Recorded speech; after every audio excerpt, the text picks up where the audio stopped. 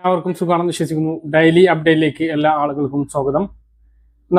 നാളെ ജൂലൈ 19-ാം തീയതിയും തുറന്നുള്ള ദിവസങ്ങളിലും നിങ്ങൾ ശ്രദ്ധിക്കേണ്ട വളരെ പ്രധാനപ്പെട്ട കാര്യങ്ങളാണ് ഈ ഒരു വീഡിയോയിൽ വ്യക്തമാക്കുന്നത്. വീഡിയോയുടെ വിശദാംശങ്ങളിലേക്ക് കടക്കുന്ന മുമ്പ് കൂടുതൽ ആളുകളിലേക്ക് ഇൻഫർമേഷൻ എത്താൻ ഷെയർ ചെയ്യുക, ലൈക്ക് ചെയ്യുക, ഫേസ്ബുക്കിലൂടെ കാണുന്ന ആളുകൾ ഫോളോ ചെയ്യുക. വീഡിയോയുടെ വിശദമായ വിവരങ്ങളിലേക്ക് വരാം. സംസ്ഥാനത്ത് സാമൂഹ്യ സുരക്ഷാ ക്ഷേമ പെൻഷൻ ഗുണഭോക്താക്കളുടെ എണ്ണം കുറയും.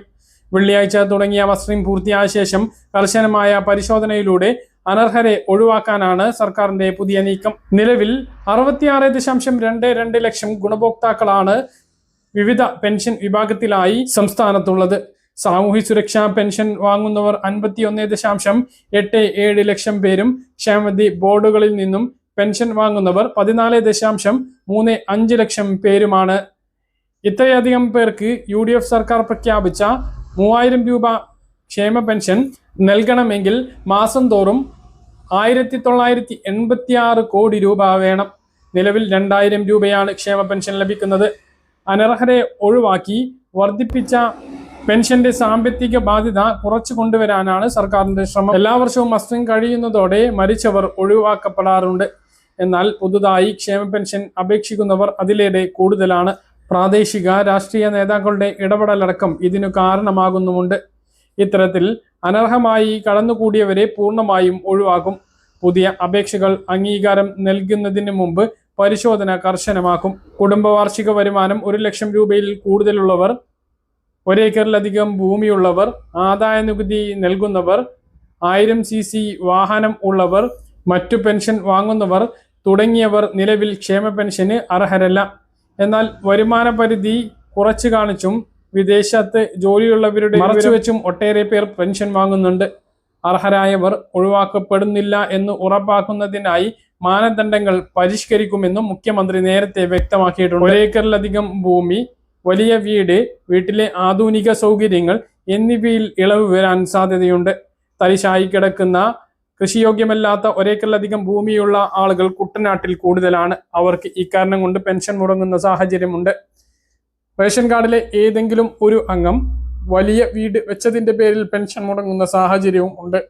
ഇതെല്ലാം പരിശോധിച്ച് ജീവിത ചുറ്റുപാടും സാഹചര്യവും വിലയിരുത്തിയതിന് ശേഷം ക്ഷേമ പെൻഷൻ നിലനിർത്തണമോ വേണ്ടയോ എന്ന് തീരുമാനിക്കും. ഇതിന്റെ അടിസ്ഥാനത്തിൽ തദ്ദേശ സ്ഥാപനങ്ങളിൽ നിന്നും ഉദ്യോഗസ്ഥർ വീടുകളിലെത്തി പരിശോധന നടക്കും. നിലവിൽ ക്ഷേമ പെൻഷൻ മസ്റ്ററിംഗ് പറഞ്ഞിട്ടുള്ളത് അടുത്ത മാസം 30-ാം തീയതി വരെയാണ്. അതിനുശേഷമായിരിക്കും പരിശോധനകൾ ആരംഭിക്കുക. സാങ്കേതിക തകരാറ് മൂലം കഴിഞ്ഞ ദിവസം മസ്റ്ററിംഗ് മണിക്കൂറുകളോളം മുടങ്ങിയിരുന്നു. ജീവൻ രേഖ പോർട്ടലിലുണ്ടായ തകരാർ കാരണം ക്ഷേമ പെൻഷൻ മസ്റ്ററിംഗ് ആദ്യ ദിവസം തന്നെ മണിക്കൂറുകളോളമാണ് മുടങ്ങിയത്. സംസ്ഥാനത്ത് ഡാറ്റാ സെന്ററിലുണ്ടായ സാങ്കേതിക പ്രശ്നമായിരുന്നു കാരണം. രാവിലെ മസ്റ്ററിംഗ് തുടങ്ങിയപ്പോൾ തന്നെ പ്രശ്നങ്ങൾ തുടങ്ങിയതിനാൽ ഓരോ അക്ഷയ കേന്ദ്രത്തിലും പോർട്ടലിൽ പ്രവേശിക്കുന്ന ജീവനക്കാരുടെ എണ്ണം 2ആയി നിജപ്പെടുത്താൻ നിർദ്ദേശിച്ചിട്ടും പ്രശ്നം പരിഹരിക്കാനായില്ല. മസ്റ്ററിംഗിന് പുറമെ മറ്റു സേവനങ്ങളും തടസ്സപ്പെട്ടു. സെപ്റ്റംബർ 30 വരെയാണ് മസ്റ്ററിംഗിന് സമയമുള്ളത്. തിരക്ക് കൂട്ടേണ്ടതില്ല എന്ന് അധികൃതർ പറയുന്നുണ്ട് എങ്കിലും മസ്റ്ററിംഗ് പരാജയപ്പെട്ടാൽ ലൈഫ് സർട്ടിഫിക്കറ്റ് സമർപ്പിക്കാനുള്ള സമയവും സെപ്റ്റംബർ 30 മസ്റ്ററിംഗ് ചെയ്യാത്തത് കൊണ്ട് ഈ മാസത്തെയോ ഓഗസ്റ്റ് മാസത്തെ ഓണപ്പെൻഷനോ മുടങ്ങില്ല. ജൂലൈ പെൻഷൻ വിതരണം ഈ മാസം 23, 24 തീയതികളിലായി ബാങ്ക് അക്കൗണ്ടുകളിലേക്ക് നടത്തും. 2 ദിവസത്തിനകം കയ്യിലും പെൻഷൻ വിതരണം ആരംഭിക്കുന്നതാണ്. മറ്റു പ്രധാനപ്പെട്ട അറിയിപ്പ്: ഗൂഗിൾ പേ, ഫോൺ പേ, പേടിഎം പോലുള്ള UPI പേയ്മെന്റുകൾക്ക് ചാർജ് ഈടാക്കാൻ കേന്ദ്ര സർക്കാർ ആലോചിക്കുന്നതായി റിപ്പോർട്ട്. വൻകിട വ്യാപാരികളിൽ നിന്നും ചാർജ് ഈടാക്കാനുള്ള നിർദ്ദേശമാണ് ഇപ്പോൾ സർക്കാരിന്റെ പരിഗണനയിലുള്ളത്. ഡിജിറ്റൽ പണമിടപാടുകൾ പ്രോത്സാഹിപ്പിക്കുന്നതിനായി 2020 വൻകിടക്കാരിൽ നിന്നും ഒഴിവാക്കിയ മെർച്ചന്റ് ഡിസ്കൗണ്ട് റേറ്റ് പുനഃസ്ഥാപിക്കുകയാകും ചെയ്യുക. ഇക്കണോമിക് ടൈംസ് ആണ് ഇക്കാര്യം റിപ്പോർട്ട് ചെയ്തത്. വാർഷിക വിറ്റുവരവ് 1 കോടി മുതൽ 1.5 കോടിയിൽ അധികമുള്ള വൻകിട വ്യാപാരികൾക്ക് മാത്രമായിരിക്കും MDR ബാധകമാവുക. കൂടാതെ 2000 രൂപയിൽ അധികമുള്ള UPI ഇടപാടുകൾക്ക് മാത്രമാകും ഫീസ് ഈടാക്കുക. MDR ഒഴിവാക്കിയതിനു ശേഷമാണ് UPI ഇടപാടിൽ വൻ വർധനവ് ഉണ്ടായത്.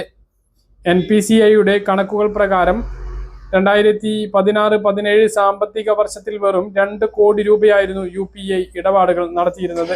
ഇത് നിലവിൽ 24,200 കോടി രൂപയായി ഉയർന്നിട്ടുണ്ട്. ഇടപാടുകളുടെ മൂല്യം 0.07 ലക്ഷം കോടി രൂപയിൽ നിന്നും 314 ലക്ഷം കോടി രൂപയായും കുതിച്ചുയർന്നു. ജൂൺ മാസത്തിൽ മാത്രം 28.92 ലക്ഷം കോടി രൂപ, അതായത് 2,272 കോടി ഇടപാടുകളാണ് UPI വഴി നടന്നത്. പുതിയ നിർദ്ദേശം നടപ്പിലാക്കിയാലും സാധാരണക്കാരെയും ചെറുകിട വ്യാപാരികളെയും ഇത് ബാധിക്കില്ല. UPI ഇടപാട് വഴി പണം സ്വീകരിക്കുന്നവരിൽ 90% ചെറുകിട വ്യാപാരികൾ ആയതിനാൽ ഇവർക്ക് ഈ പുതിയ നിയമത്തിൽ വരുന്ന മാറ്റത്തിൽ ഇളവ് ലഭിക്കും. ഇക്കാര്യത്തിൽ അന്തിമ തീരുമാനം എടുത്തിട്ടില്ല എന്നും സർക്കാർ തലത്തിൽ ഉന്നതതല ചർച്ചകൾ നടന്നു വരികയാണ് എന്നുമാണ് റിപ്പോർട്ട്. മറ്റൊരു അറിയിപ്പ്, ബാങ്ക് വായ്പ തിരിച്ചടക്കാത്തതിനെ തുടർന്ന് ജപ്തി ചെയ്ത സ്വത്തുക്കൾ വായ്പ എടുത്ത ആൾക്കോ അതുമായി ബന്ധപ്പെട്ട കക്ഷിക്കോ തിരിച്ചു വിൽക്കാൻ പാടില്ല എന്ന് reserve bank of India RBI വ്യക്തമാക്കി.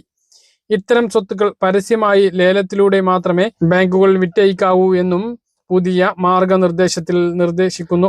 വായ്പ തിരിച്ചടക്കാത്തവർക്ക് മുൻഗണന നൽകി ജപ്തി ചെയ്ത സ്വത്തുക്കൾ തിരിച്ചു നൽകുന്നത് വായ്പ അച്ചടക്കത്തെ ദുർബലപ്പെടുത്തുമെന്നും വിപണിയിൽ തെറ്റായ പ്രവണതയ്ക്ക് വഴിയൊരുക്കും എന്നും RBI വിലയിരുത്തുന്നു. സാധാരണ സാഹചര്യത്തിൽ ബാങ്കുകൾ വായ്പയ്ക്ക് പകരമായി ധനേതര ആസ്തികൾ കൈവശം വെക്കാൻ പാടില്ല.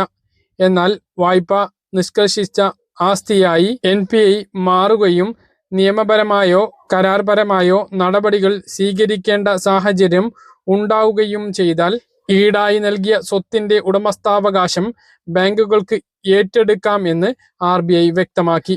ജപ്തി ചെയ്ത സ്വത്തുക്കൾ പരമാവധി 7 വർഷത്തിനുള്ളിൽ വിറ്റഴിക്കണമെന്നും അതിനായി പരസ്യ ലേലം ഉൾപ്പെടെയുള്ള സുതാര്യമായിട്ടുള്ള നടപടികൾ എത്രയും വേഗം സ്വീകരിക്കണമെന്നും ബാങ്കുകൾക്ക് നിർദ്ദേശം നൽകിയിട്ടുണ്ട്. ഇത് സംബന്ധിച്ച് കരട് മാർഗനിർദ്ദേശം RBI ഈ വർഷം മെയ് മാസത്തിൽ പൊതുജനങ്ങളുടെയും മറ്റു പങ്കാളികളുടെയും അഭിപ്രായത്തിനായി പ്രസിദ്ധീകരിച്ചിരുന്നു. ജപ്തി ചെയ്ത സ്വത്ത് വായ്പയെടുത്തവർക്ക് തന്നെ തിരിച്ചു വാങ്ങാൻ അവസരം നൽകണമെന്ന നിർദ്ദേശം ചിലർ മുന്നോട്ട് വെച്ചു എങ്കിലും അത് വായ്പ അച്ചടക്കത്തെ ബാധിക്കുമെന്ന കാരണത്താൽ RBI അത് നിരസിക്കുകയായിരുന്നു. വളരെ പ്രധാനപ്പെട്ട ഒരു അറിയിപ്പ്, വാഹനാപകടങ്ങളിൽ ഗുരുതരമായി പരിക്കേൽക്കുന്നവർക്ക് 1.5 ലക്ഷം രൂപ ചികിത്സാ ചെലവ് ഉടൻ അനുവദിക്കുന്ന കേന്ദ്ര പദ്ധതിയായ PM രാഹത്ത് പരീക്ഷണാടിസ്ഥാനത്തിൽ തിരുവനന്തപുരം മെഡിക്കൽ കോളേജിൽ നടപ്പിലാക്കിയതായി ഗതാഗത മന്ത്രി CP ജോൺ അറിയിച്ചു. സംസ്ഥാനത്തെ എല്ലാവർക്കും ഈ ആനുകൂല്യം ലഭിക്കും. അപകട വിവരം 24 മണിക്കൂറിനുള്ളിൽ കേന്ദ്ര പോർട്ടലിലേക്ക് ഓൺലൈനായി നൽകണം. FIR ഇടുകയും വേണം. ചെറിയ പരിക്കാണ് എങ്കിൽ കേസെടുക്കാൻ 48 മണിക്കൂർ സാവകാശം ലഭിക്കും. ഇതിനുള്ള സംവിധാനം ആശുപത്രികളിൽ ഒരുക്കണം. ചെലവ് ഗതാഗത വകുപ്പ് വഹിക്കുന്നതാണ്. പരിക്കേറ്റ ഒരാൾക്ക് ചികിത്സാ സഹായം ലഭിച്ചിട്ടുണ്ട്. സ്വകാര്യ ആശുപത്രികളെയും പദ്ധതിക്ക് കീഴിൽ കൊണ്ടുവരുന്ന കാര്യം പരിഗണനയിലാണ് എന്നും മന്ത്രി പറഞ്ഞു. ഗതാഗത വകുപ്പിൽ മറ്റു ചില മാറ്റങ്ങൾ കൂടി പ്രഖ്യാപിച്ചിട്ടുണ്ട്. 1. മോട്ടോർ വാഹന വകുപ്പ് ഓഫീസുകളിൽ വൈകിട്ട് 4-നും 5-നും ഇടയിൽ സന്ദർശകരെ അനുവദിക്കും. 2. ട്രാൻസ്പോർട്ട് വാഹനങ്ങൾക്ക് ഏത് ഓഫീസുകളിലും ഫിറ്റ്നസ് ടെസ്റ്റ് നടത്താനുള്ള അനുമതി നൽകിയിട്ടുണ്ട്. 3. ഗതാഗത നിയമലംഘനങ്ങൾക്കുള്ള പിഴ 50% ഇളവ് നൽകുന്ന പദ്ധതി ഉടൻ നടപ്പിലാക്കുമെന്നും ഗതാഗത മന്ത്രി അറിയിച്ചു. ടൂറിസ്റ്റ് ബസ്സുകളിലെ അധിക ശബ്ദ സംവിധാനം നീക്കം ചെയ്യാൻ പ്രത്യേക പരിശോധന ആരംഭിക്കും. അപകടകരമായ വാഹന മോഡിഫിക്കേഷനുകൾ അനുവദിക്കില്ല. ഗതാഗത വകുപ്പിന് കീഴിൽ വിവിധ പദ്ധതികളുടെ ഏകോപനത്തിനായി ട്രാൻസ്പോർട്ട് കോർഡിനേഷൻ കമ്മിറ്റി രൂപവൽക്കരിച്ചിട്ടുണ്ട്. അപ്പൊ ഇത്രയും മാറ്റങ്ങളാണ് ഗതാഗത വകുപ്പിൽ വന്നിട്ടുള്ളത്. സംസ്ഥാനത്ത് സ്വർണ്ണവിലയിൽ ഇന്നും വർധനവുണ്ടായി. ഗ്രാമിന് 70 രൂപ കൂടി 13,135 രൂപയും പവന് 560 രൂപ കൂടി 1,05,080 രൂപയും ആയി. പറഞ്ഞ കാര്യങ്ങൾ കൃത്യമായിട്ട് മനസ്സിലാണെന്ന് കരുതുന്നു. ഇതുപോലെ ഇൻഫർമേഷനുകൾക്ക് ഫോളോ ചെയ്യുക, സബ്സ്ക്രൈബ് ചെയ്യുക. മറ്റൊരു വീഡിയോയുമായി നമുക്ക് വീണ്ടും കാണാം. ബൈ.